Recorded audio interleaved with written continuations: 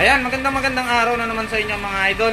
Meron na naman tayo ngayon ditong i-repair na disc brake conversion. Saka kakabitan na rin natin ang dual shock mga idol.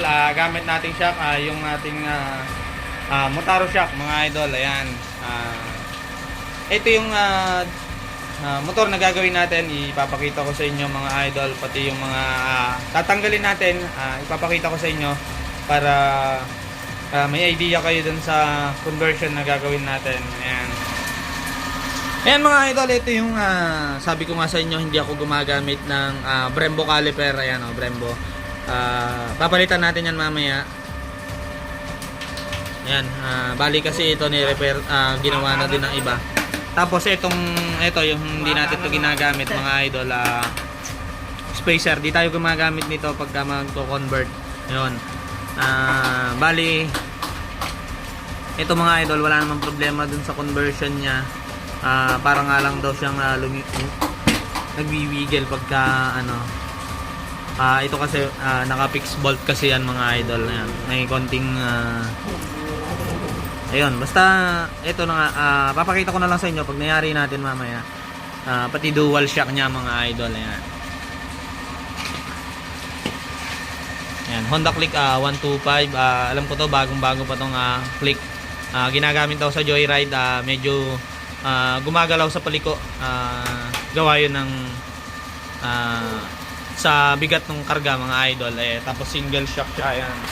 Ayan, single shock siya. Kaya gagawin natin dual shock, tapos i-check natin mamaya kung wibigil pa pagka may sakay sa paliko mga idol. Ayan.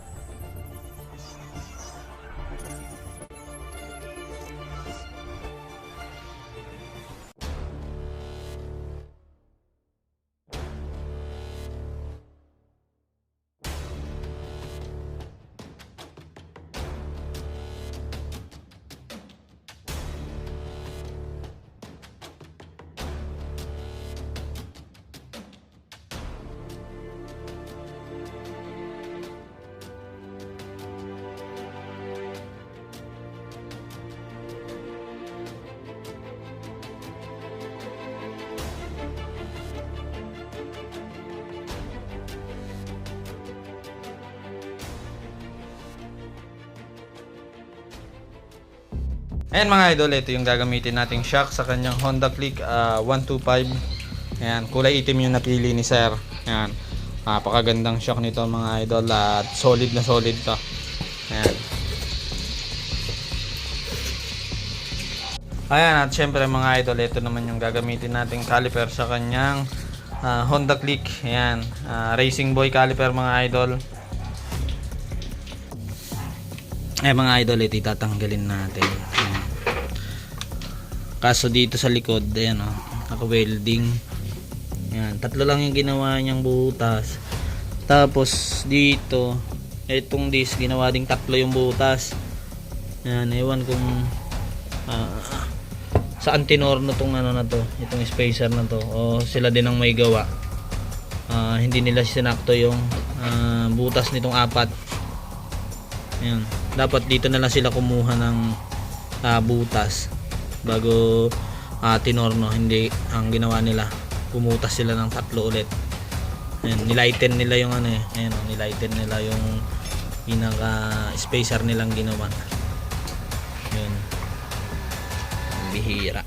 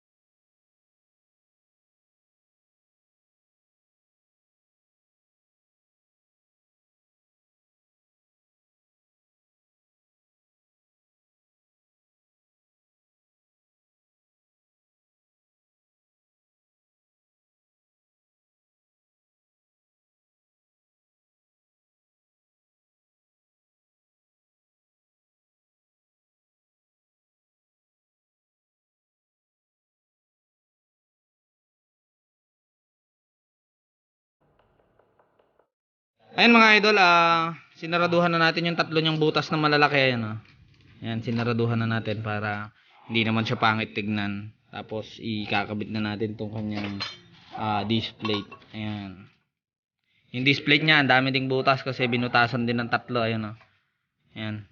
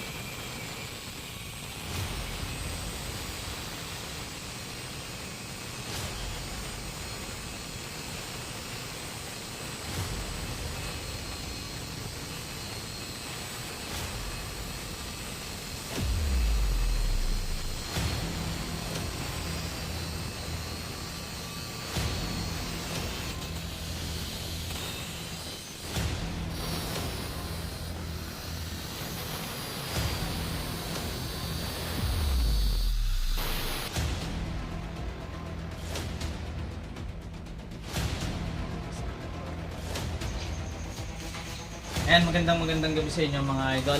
Meron naman ako sa inyo dito ipapakita na ginawa namin, nirepair namin mga idol na Honda Click 125 disc brake conversion, saka nilagyan na din natin to ng dual shock. Ang gamit nila na swing arm mga idol ay PCX. Ayan.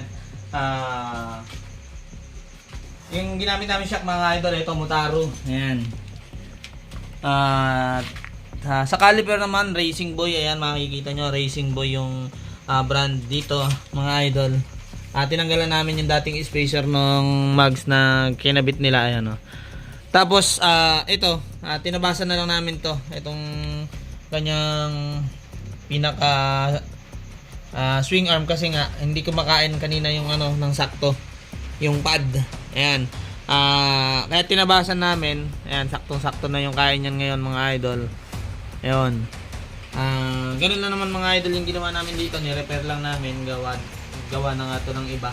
Ayun. Tapos, dinuwal shock lang. Ganun lang mga idol. Ayan. Para nga pala sa mga gustong mag-order nitong Motaro shock. Ayan. Click nyo lang yung aming TikTok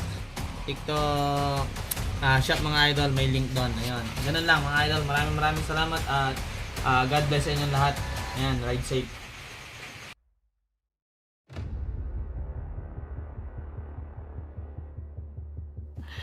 Sana all. Thank you for watching.